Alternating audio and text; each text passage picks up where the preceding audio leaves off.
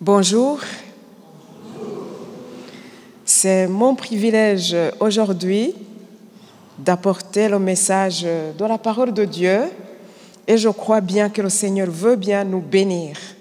Comme Gaël a déjà dit, le Seigneur a la volonté de nous relever. C'est la période des grandes vacances et le moment que plusieurs attendaient impatiemment. Il y a beaucoup de fatigue. Il y a des vocabulaires qui sont d'actualité.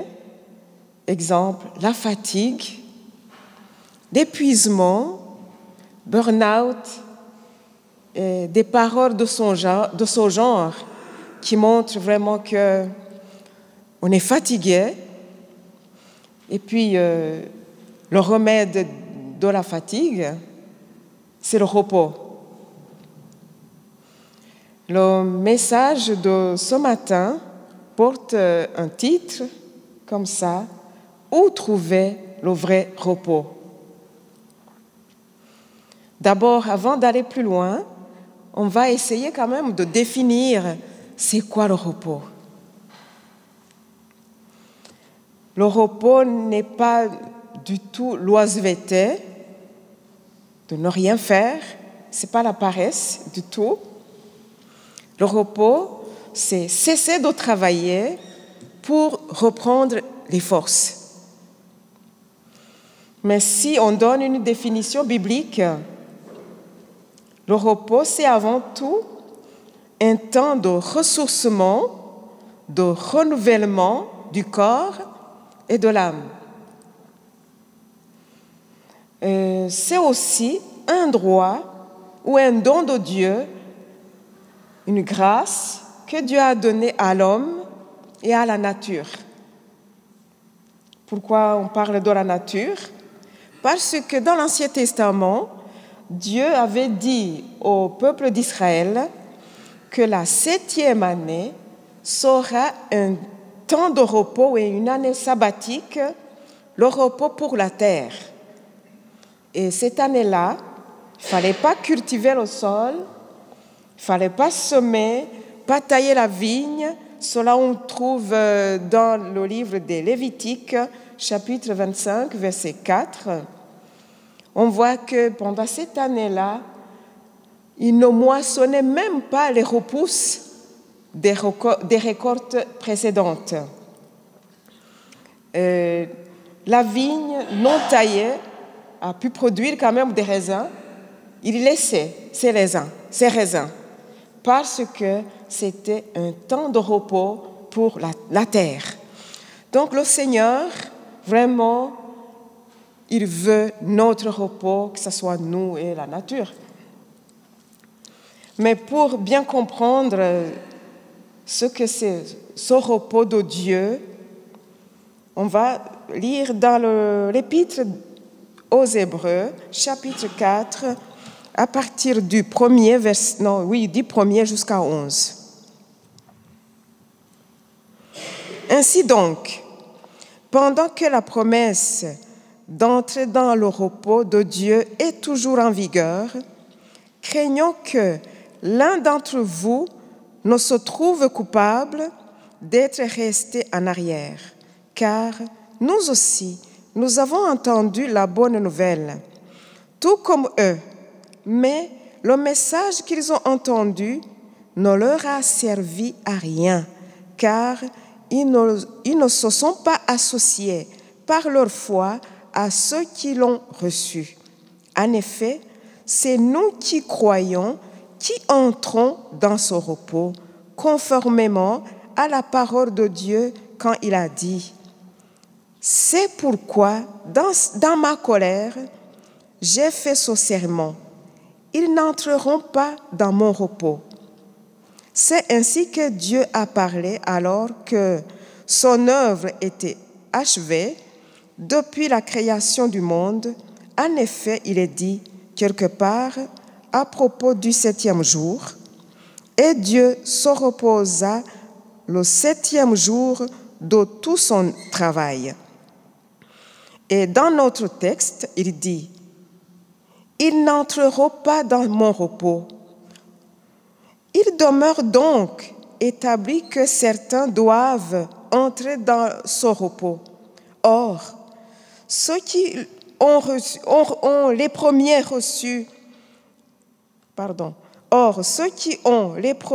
entendu cette bonne nouvelle n'y sont pas entrés parce qu'ils ont désobéi à Dieu. C'est pourquoi Dieu fixe de nouveau un jour qu'il appelle aujourd'hui, lorsqu'il dit, beaucoup plus tard, dans les psaumes de David, les paroles déjà citées. Aujourd'hui, si vous entendez la voix de Dieu, ne vous endurcissez pas. En effet, si Josué avait assuré le repos aux Israélites, Dieu ne parlerait pas après cela d'un autre jour. C'est donc qu'un repos reste pour le peuple de Dieu, un repos semblable à celui de Dieu le 7e jour, car celui qui est entré dans le repos de Dieu se repose de ses œuvres, comme Dieu s'est reposé des siennes. Empressons-nous donc d'entrer dans ce repos, afin que personne ne tombe dans la désobéissance à l'exemple des Israélites. Amen.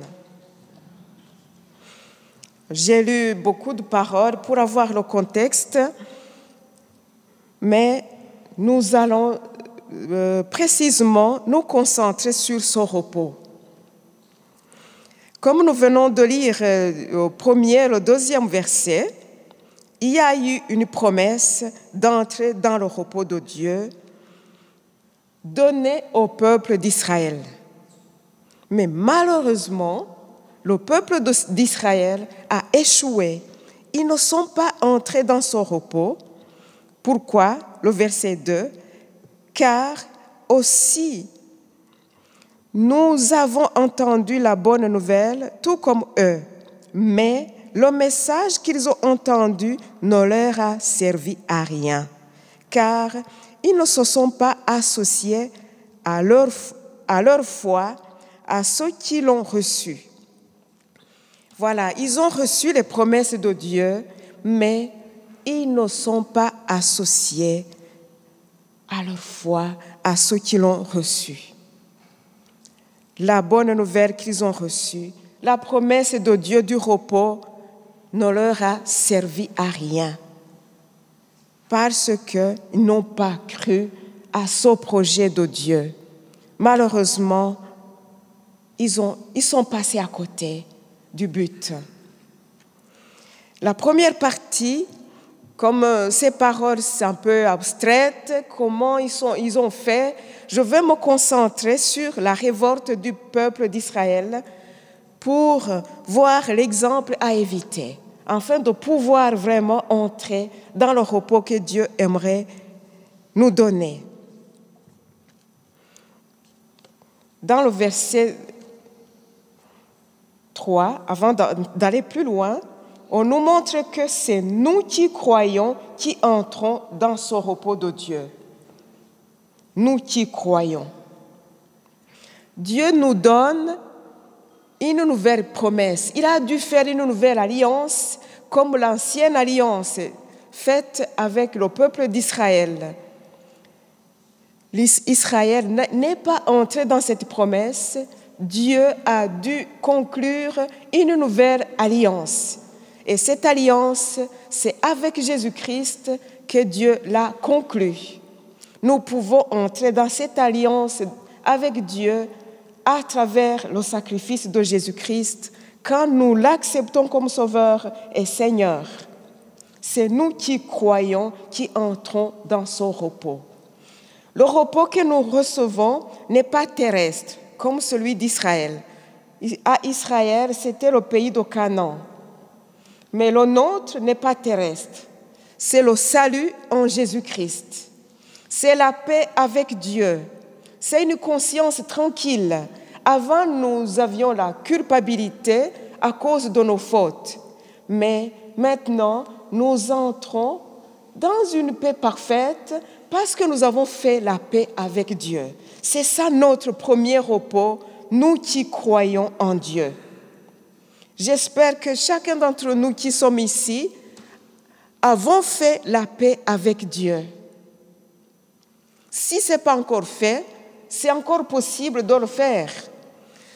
Oui, nous avons fait la paix avec Dieu quand il a pardonné nos fautes, quand nous avons donné nos cœurs à Jésus. Oui, ça nous arrive de pécher encore, mais encore, le sang de Jésus est toujours disponible. Il nous lave, il nous purifie et nous avons toujours la paix avec Dieu. Et cette paix nous accompagne jusqu'à la fin de nos vies, même jusque dans l'éternité. Le verset 4, on nous dit que Dieu se reposa le 7e jour de tout son travail. Ce n'est pas que Dieu était fatigué, qu'il s'est reposé de son travail. C'était juste pour marquer la fin de la création. Dieu était satisfait de son œuvre. Il n'y avait rien à rajouter, rien à reprendre. Dieu était satisfait. Il s'est reposé de son œuvre. Et puis, dans le verset 5, nous avons dit que dans notre texte, il dit « Ils n'entreront pas dans mon repos ». C'est Dieu qui a fait le serment. Plusieurs fois dans ce texte, j'ai lu où Dieu disait « Ils n'entreront pas dans mon repos ». Il a fait serment. Mais pourquoi il n'entrait pas dans son repos? C'est ça que je voulais préciser un petit peu en lisant dans le livre des Nombres, chapitre 14. Nombres, chapitre 14, les premiers versets. Josué avait envoyé 12 espions dans le pays de Canaan pour l'explorer.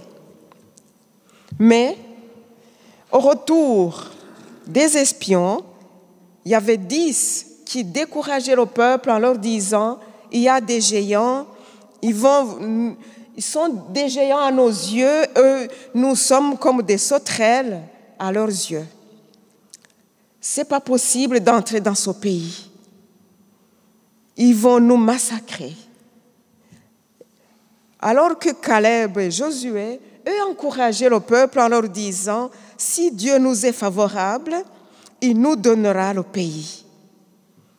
Dieu est avec nous, nous aurons le pays. » Mais le peuple d'Israël écouta les 10 espions qui les décourageaient en leur disant que ce n'est pas possible de conquérir ce pays parce qu'il y a des géants. Et du coup, le peuple, au verset 1er, chapitre 14, dit « Alors toute la communauté se souleva, se mit à pousser des grands cris, et le peuple passa toute la nuit à pleurer.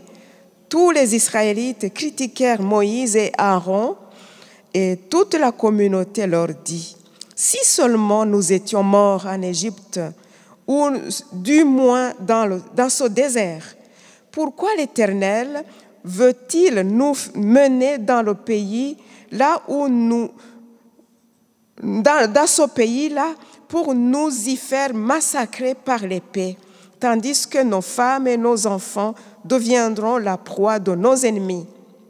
Ne ferions-nous pas mieux de retourner en Égypte? » Et ils se dirent l'un à l'autre, « Nommons un chef et retournons en Égypte. » Voilà comment ils se sont révoltés contre Dieu. Il n'y a pas que ça, même la suite, ils ont voulu lapider, au verset 10 du chapitre 14, toute la communauté parlait de les tuer, c'est-à-dire Moïse et Aaron, même Caleb et Josué,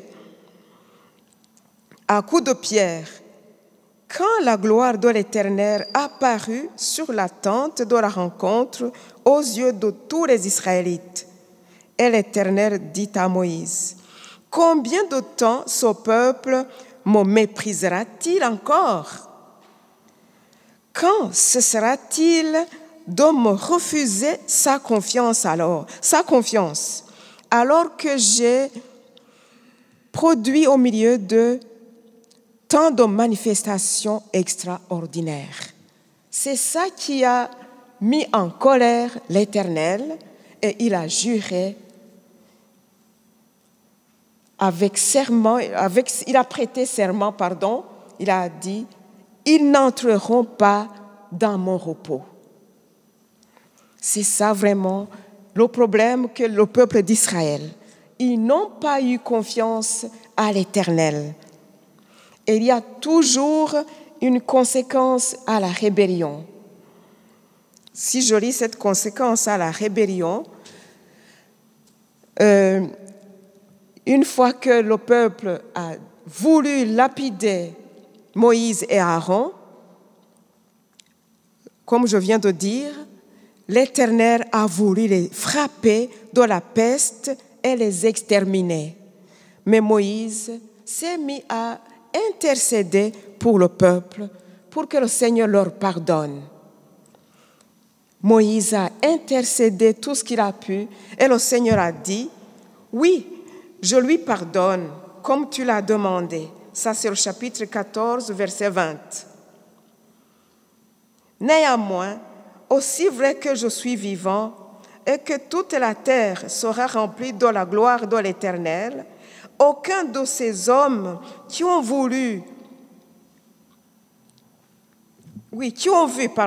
aucun de ces hommes qui ont vu ma gloire et les manifestations extraordinaires que j'ai produites en Égypte et dans le désert et qui ont déjà 10 fois voulu me forcer la main et qui m'ont pas obéi, aucun de ces hommes ne verra le pays que j'ai promis par serment à leurs ancêtres.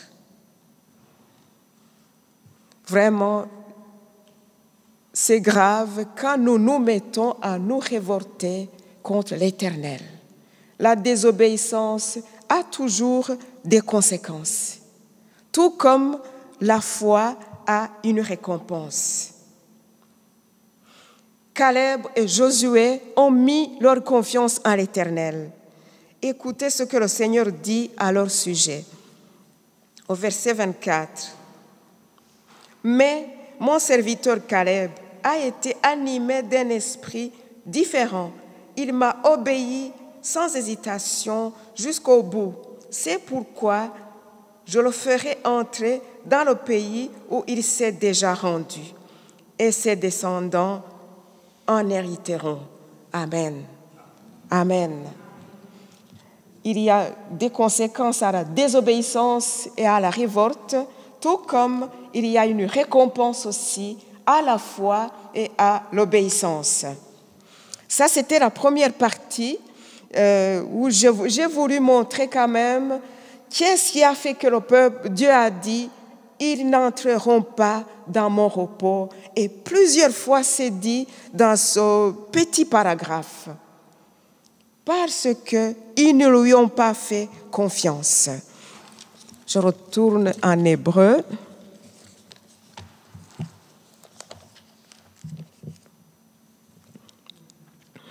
Au verset 11, on nous dit « Empressons-nous donc d'entrer dans ce repos, afin que personne ne tombe dans la désobéissance à l'exemple des Israélites. » Amen. Empressons-nous donc d'entrer dans le repos. Certaines versions disent « Efforçons-nous d'entrer dans le repos ». Est-ce qu'il faut faire des efforts pour entrer dans le repos? Il n'y a rien à faire, ce n'est pas une question d'acheter ou de faire des choses pour mériter le repos. Mais simplement, c'est accepter d'apprécier le repos que le Seigneur veut nous donner. C'est Dieu qui veut nous le donner. On ne lui arrache pas le repos. Au contraire, Dieu veut bien nous donner son repos. Alors, concrètement, comment entrer dans le repos de Dieu? J'ai lu Il y a un professeur à l'université de Fribourg, il s'appelle Philippe Lefebvre. Il a dit « Le repos n'est pas les vacances, c'est être avec Dieu. » Même si les vacances, ça nous fait du bien, mais le vrai repos, ce n'est pas les vacances. On peut partir en vacances, un endroit magnifique, avec un souci particulier, jouir des vacances, mais revenir avec le même souci. On peut partir en vacances, même ne pas trouver le sommeil à cause de quelque chose qui nous agite ou qui nous tracasse. Il y a différentes formes de fatigue. Il y a une fatigue physique parce qu'on a beaucoup travaillé, mais il y a aussi des fatigues nerveuses. Certains ont beaucoup travaillé, mais d'autres sont fatigués de ne pas avoir du travail. Et c'est fatigant. Ils ont postulé des années, 2 ans, 3 ans. Ils n'arrivent pas à trouver le travail. Il y a l'anxiété, il y a les inquiétudes. C'est fatigant. Il y a différents types de repos, de fatigue, nerveuse, émotionnelle, psychologique, intellectuelle. Mais c'est avec Dieu que nous pouvons trouver ce repos. Alors, pour confirmer cette parole, je peux donner l'exemple de l'histoire de Marthe et Marie, qu'on trouve dans l'évangile de Luc 38 à 42. Cette fois-ci, je ne lis pas. Ce sont les 2 sœurs que Jésus a visitées. Marthe, je pense que c'est la plus âgée, responsable de la maison, elle s'est mise à préparer le repas pour accueillir, servir Jésus comme il se doit. Mais sa sœur Marie, elle s'est assise au pied de Jésus pour écouter ce qu'il enseignait. Alors Marthe s'est mise à s'irriter, à se fâcher contre sa sœur. Pourquoi elle ne venait pas l'aider? Elle a dit à Jésus, « Ça ne te fait rien de voir ma sœur assise à tes pieds sans m'aider. Dis-lui de venir m'aider. » Et Jésus lui dit, « Marthe, Marthe, tu te fatigues, tu t'agites dans différentes choses, mais une seule chose est plus importante et seule. Et Marie a choisi la bonne part que personne ne pourra lui ôter. La bonne part, c'est de s'asseoir au pied de Jésus, l'écouter. Oui, le bon repos, on peut le trouver avec Dieu. Écouter ce qu'il veut nous dire. Maintenant, je lis en Marc 6, verset 31. Jésus dit à ses disciples, « Venez avec moi dans un endroit isolé et vous prendrez un peu de repos. » Il y avait effectivement beaucoup de monde qui allait et venait, et ils ne trouvaient même pas le temps de manger. Ça, c'est Jésus et ses disciples. Eux aussi, ils ont connu le stress, comme nous, même plus que nous. Il y avait beaucoup de gens qui venaient et qui allaient. Certains voulaient la guérison, d'autres voulaient écouter les enseignements de Jésus, de façon qu'ils n'avaient même pas le temps de manger. Alors Jésus invita ses disciples et leur dit, « Venez avec moi dans un endroit isolé et vous prendrez un peu de repos. » Pour prendre un peu de repos, il faut s'asseoir avec Jésus, dans un endroit isolé, tête à tête avec lui. C'est lui qui nous renouvelle, c'est lui qui nous relève, qui nous donne sa perspective sur la situation qui nous fatigue. Matthieu 11, l'évangile de Matthieu, chapitre 11, verset 28. on dit, c'est Jésus aussi qui dit encore, Jésus, alors pardon, je lis bien, verset 28 jusqu'à 30. Pardon.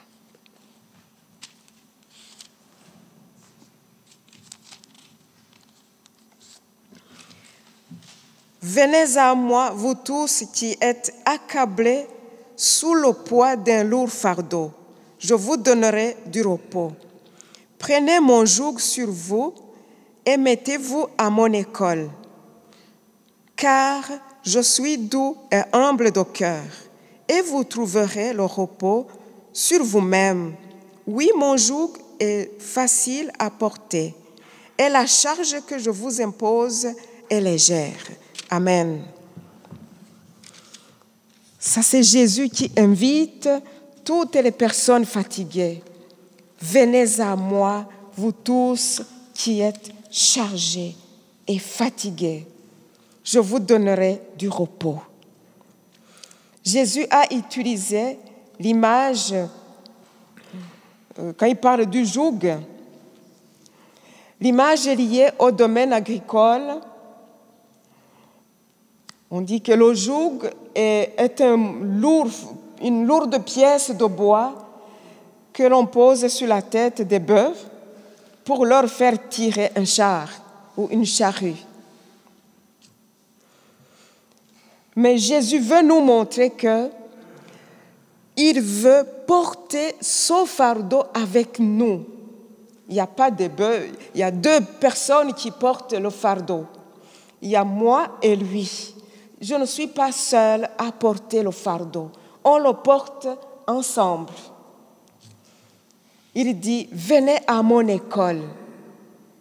Dans les autres versions, laissez-vous instruire par moi. Il veut nous montrer comment gérer cette situation. Venez à mon école. Laissez-moi vous montrer comment faire. Et c'est ça qui nous donnera le repos. Mon joug est doux et léger. Il ne nous demande pas des choses que nous ne sommes pas capables de faire. Il connaît nos forces. Il connaît que nous sommes faibles. Il ne nous demande rien que nous ne sommes pas capables de faire. Mais il veut tout faire avec nous. Quand il dit à ses disciples, venez avec moi dans un endroit isolé, il voulait leur montrer que même si on est des serviteurs de Dieu, pour travailler efficacement, il nous faut prendre du repos. Afin d'être renouvelés. Là où il n'y a pas de renouvellement, on s'épuise.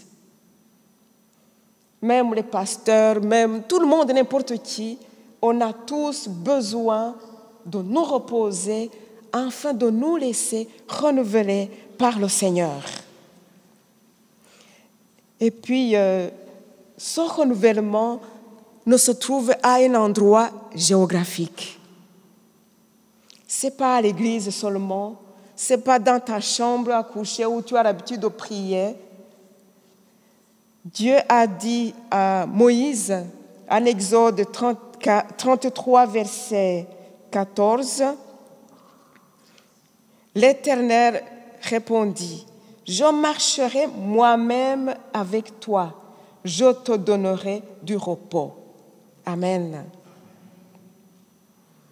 D'autres versions disent, « Je marcherai moi-même avec toi pour te rassurer. » Je marcherai moi-même avec toi. C'est sa présence qui fait la différence. Le repos, c'est être avec Dieu. Je marcherai moi-même avec toi. Que tu sois au travail, que tu sois à la maison ou en vacances, mais fatigué, le Seigneur est avec toi pour te donner du repos. Le repos que la terre ne peut pas nous donner, le repos que les relaxations ne peuvent pas nous donner, il est en Dieu. Le Seigneur veut nous le donner. Des fois, il nous invite, venez à l'écart avec moi. Et on n'est pas d'accord d'aller. Parce qu'on est tiraillé. Il y a toujours beaucoup de choses à faire. Il y a toujours quelque chose à faire. Peut-être une personne dirait, vous parlez du repos et moi je suis malade, je souffre. Ce n'est pas possible de trouver le repos. Mais la Bible nous montre que même dans la détresse, on peut trouver le repos avec Dieu. Le psaume 23, verset 4, le psaume 23 que nous connaissons, l'Éternel est mon berger, je ne manquerai de rien. Nous connaissons bien le psaume, mais je lis juste le verset 4. Il dit, « Si je devais traverser la vallée où règnent les ténèbres de la mort, je ne craindrai aucun mal, car tu es avec moi. Ta houlette me conduit et ton bâton me protège. » Alléluia. Verset 5. « Pour moi, tu dresses une table devant mes ennemis. » Alléluia. Le psalmiste, il vit quand même il y a des situations où ça va bien. Mais il y a d'autres situations où c'est difficile. Il traverse une vallée où règnent les ténèbres de la mort. Il y a risque de la mort.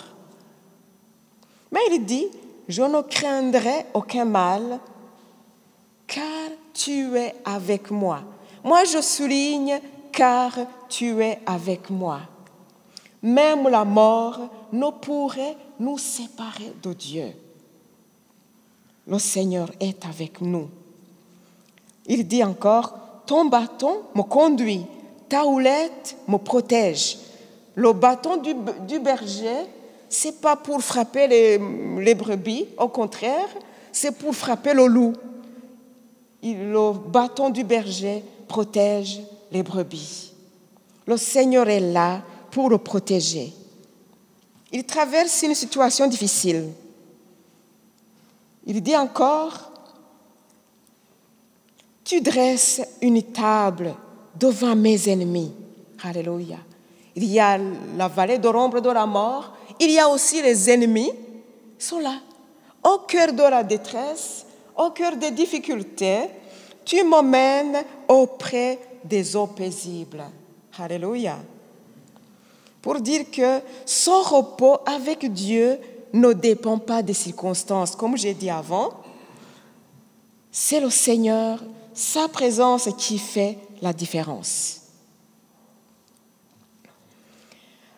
Son père, Philippe Lefebvre, il a dit, encore une fois, un vrai repos est une rencontre avec Dieu. Un vrai repos est une rencontre avec Dieu. Pas seulement son assistance, ni son aide. C'est juste une rencontre avec Dieu. Ça, c'est extraordinaire. Ce que nous recevons quand nous rencontrons Dieu, ça nous marque à vie. Mais il faut vouloir rencontrer Dieu. Ce n'est pas le repos qui nous donne une rencontre avec Dieu. Parce qu'il y en a qui disent, quand je serai bien, je pourrai aller prier. J'irai à l'église. Quand je serai bien, quand tout ira bien, je pourrai lire la Bible. Je pourrai prier. Ce n'est pas le repos qui nous donne à rencontrer ou qui nous donne la rencontre avec Dieu. Mais c'est le contraire. La rencontre avec Dieu nous donne le repos. Alléluia. Mais il faut le vouloir. Quand nous rencontrons Dieu, il fait une œuvre vraiment que lui seul est capable de faire. Il fait une œuvre en profondeur qu'un psy ne peut pas faire, Un médecin ne peut pas faire. Un pasteur ne peut pas faire. C'est Dieu seul qui est capable de faire une telle, ou d'accorder une telle restauration, une telle transformation, une telle guérison. Il n'y a que la rencontre avec Dieu. Alléluia. Ce repos que nous trouvons dans la présence de Dieu ou avec Dieu est sans égal. Il est suprême. Et le Seigneur nous invite vraiment à entrer dans ce repos. Et chaque jour, comme j'ai lu avant en Hébreu, chapitre 4, il a dit, si vous entendez sa voix aujourd'hui, n'endurcissez pas vos cœurs. Si vous entendez sa voix, si tu entends le Seigneur t'appeler en te disant, viens à l'écart avec moi, n'endurcis pas ton cœur. Vas-y, laisse le Seigneur te restaurer. Laisse le Seigneur te guérir là où il y a besoin de guérison. N'endurcissons pas nos cœurs. Il y a un verset que j'aimerais lire. Peut-être il va être le dernier. C'est Ésaïe 40.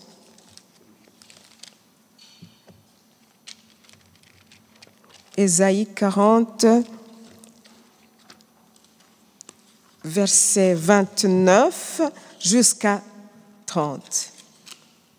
On dit, « Il donne de la force à qui est las. Il augmente la vigueur à celui qui est fatigué. Les jeunes gens se lassent et ils s'épuisent, et même les robustes gaillards tombent. Mais ceux qui comptent sur l'Éternel renouvellent leur force. Ils prennent leur envol comme de jeunes aigles. Sans se lasser, ils courent, ils marchent en avant et ne s'épuisent pas. Amen. Alléluia. Ça, c'est la parole de Dieu. Vraiment, je prie que le Seigneur nous aide à mettre notre confiance en lui, à croire à sa parole.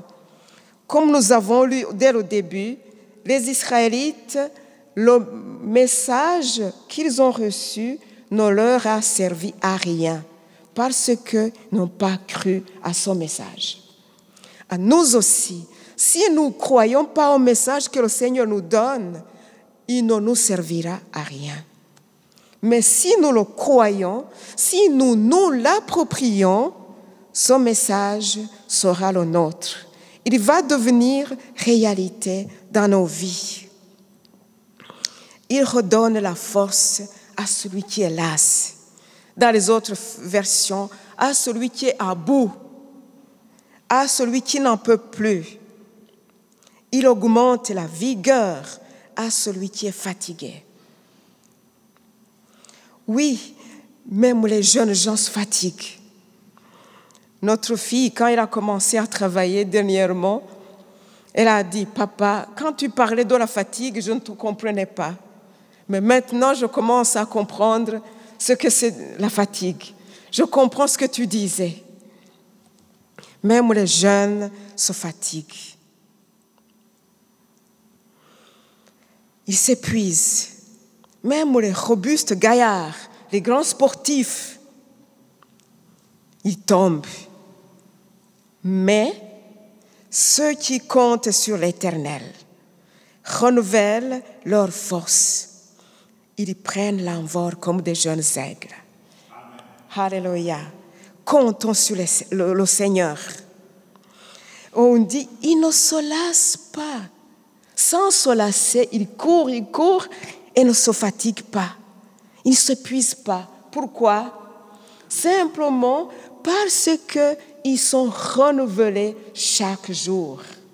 On dit aujourd'hui, si tu entends sa voix, n'endurcis pas ton cœur. Chaque jour ils se laissent renouveler par le Seigneur. C'est comme ça qu'ils peuvent courir sans se lasser. Comme des jeunes aigles, leurs forces sont renouvelées. Pour conclure ce message, vraiment, le Seigneur nous invite. Il dit, mon enfant, viens avec moi.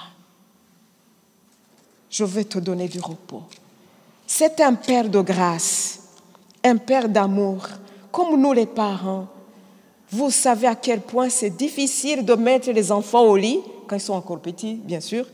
Ils ne veulent pas se coucher, ils sont exténués, mais ils ne veulent pas aller au lit. C'est difficile. Mais nous, les parents, nous savons bien que le lendemain, il y a l'école, on leur dit « allez au lit ». Mais non, ils veulent toujours jouer. On dirait qu'ils ratent quelque chose. Mais nous, les grands enfants aussi, quand le Seigneur nous appelle à nous reposer avec lui, des fois c'est très difficile, comme je disais. Certains, ils ont l'impression de rater quelque chose. Il y a toujours quelque chose à faire. Je dois juste terminer ceci. Je dois juste répondre à son message, juste lire ceci, juste terminer cela. Et puis finalement, je lis un message, ça m'arrive. Je veux répondre, je lis un autre, et ça prend du temps énorme. Le Seigneur, lui, il est disponible, il nous attend, il veut nous donner son repos. C'est quoi ce repos? C'est une paix, une tranquillité intérieure, une quiétude, vraiment une tranquillité profonde de l'âme, de l'esprit, du cœur. Ce qu'on ne peut pas trouver ailleurs, c'est le Seigneur qui veut bien nous le donner. En pensant à ces paroles que je suis en train de dire, je pensais aux bébés, vous les voyez quand ils ont bien mangé, au début, ils ont les poings serrés. Puis finalement, ils se laissent, ils se lâchent, ils ouvrent leurs mains. On voit un bébé vraiment qui se laisse aller dans les bras de sa mère ou de son père, les poings ouverts. Maintenant, les mains sont ouvertes, ils s'abandonnent. Alléluia. C'est ça que le Seigneur veut nous voir faire. Il veut qu'on s'abandonne à lui. Quelqu'un a dit, se reposer en Dieu, c'est cesser de faire. Et puis laisser Dieu faire. Il faut juste laisser Dieu faire. Lui laisser la possibilité de te restaurer, de te renouveler. Mais à sa manière. Pas comme toi tu veux. Ce n'est pas à nous de lui donner des conseils, lui montrer ce que nous voulons qu'il fasse. Nous abandonner avec foi, avec confiance. Oui, nous avons lu le peuple d'Israël. Ils n'ont pas pu entrer dans le repos parce qu'ils ne lui ont pas fait confiance. Alors, faisons confiance au Seigneur. Abandonnons-nous à lui. Allons à sa rencontre, simplement, qui nous donne le repos dont nous avons besoin. Peut-être tu te sens fatigué. Est-ce qu'il y a quelqu'un qui aimerait être renouvelé? Il y a quelqu'un qui aimerait être restauré, guéri, relevé, comme on nous a dit dès le début. Des choses qui vous tracassent, qui vous empêchent même de dormir. Nous pouvons apporter tout cela au Seigneur.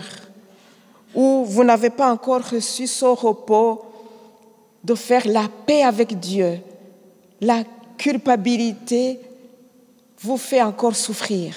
C'est possible de faire la paix avec Dieu. Entrer dans son repos à travers du sacrifice de Jésus. Être lavé par le sang de Jésus. Si c'est le cas, ouvrez-vous au Seigneur. Dis-lui, Seigneur, je m'abandonne à toi. Je te donne ma vie, Seigneur. Prends toute la place, Jésus. Lave mes péchés. Lave tous mes péchés. Sois mon Seigneur. Sois mon Sauveur. Purifie-moi. Je me donne à toi. S'il y a d'autres choses qui vous tracassent, donnez-les au Seigneur. Allez à sa rencontre. Et que ce soit notre quotidien.